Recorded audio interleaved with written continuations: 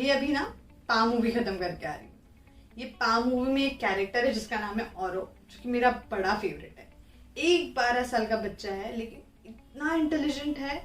वो तो इतना इंटेलिजेंट है कि वो गूगल चला लेता है, टेक्नोलॉजिकली बहुत एडवांस्ड है, पढ़ाई वढ़ाई भी बहुत अच्छे से कर लेता है, बहुत होशियार है। लेकिन तभी भी हमारे औरों में और औरों में कुछ डिफरेंस है।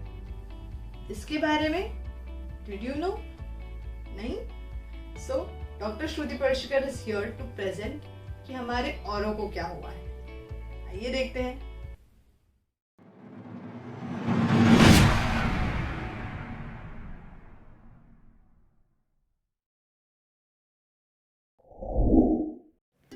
औरों को जो डिसीज़ हुआ था उसका नाम है प्रोजेरिया। प्रोजेरिया ये एक ग्रीक वर्ड है जिसका मतलब होता है प्रीमैच्योरली ओल्ड, यानी कि कम उम्र में बुढ़ापा आ जाना। प्रोजेरिया एक रेयर डिसीज़ है जो ऑलमोस्ट 1 in 4 मिलियन लोगों में होता है और ये जेनेटिक है। 1886 में जॉनथन हचिंगसन एंड 1897 में हेस्टिंग्स गिलफोर्ड, इन दोनों ने इसे पहली बार डिस्क्राइब किया था और उन्हीं के नाम पे इसे हचिंगसन्स गिलफोर्ड प्रोजेरिया सिंड्रोम भी कहा जाता है। उसी के साथ उसे बेंजामिन बटन डिसीज़ भी कहा जाता है, जो एक Hollywood movie curious case of Benjamin, जिसमें एग्जैक्टली प्रोजेरिया तो नहीं बताया लेकिन प्रोजेरिया जैसे सिम्टम्स बताए गए हैं, वहीं से इंस्पायर्ड है। इसमें एवरेज लाइफ स्पैन होता है 13 to 20 years। Leon Botha, a disc jockey in South Africa, is one of the longest survivor of progeria, who died at the age of 26 years.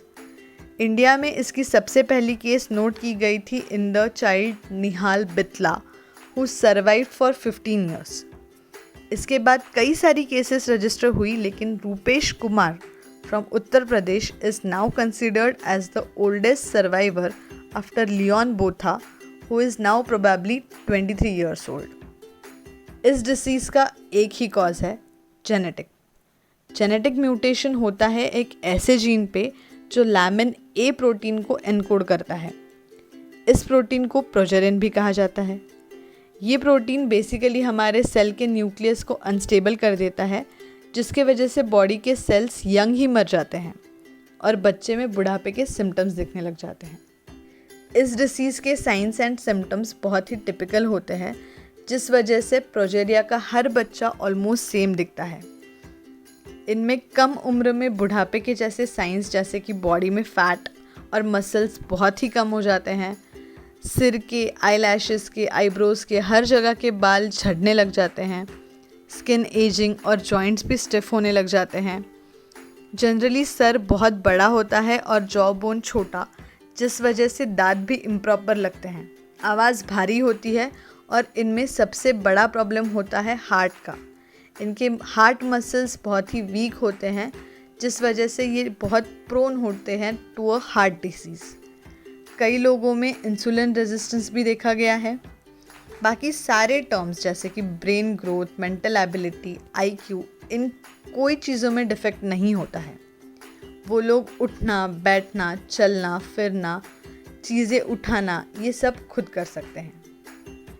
जिन बच्चों में प्रोजेरिया होता है वो बाय बर्थ नॉर्मल होते हैं, लेकिन from 10th month to 2 years इनमें progeria के सिम्टम्स आने लग जाते हैं, जिस वजह से इसे डायग्नोस करना थोड़ा आसान हो जाता है।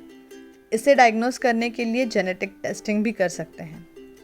जनरली कोई फैमिली हिस्ट्री तो नहीं होती है, लेकिन अगर किसी को प्रोजेरिया है तो there are 2 to 3% of chances कि उन्हीं के सिबलिंग्स में ये फिर से देखा जाए।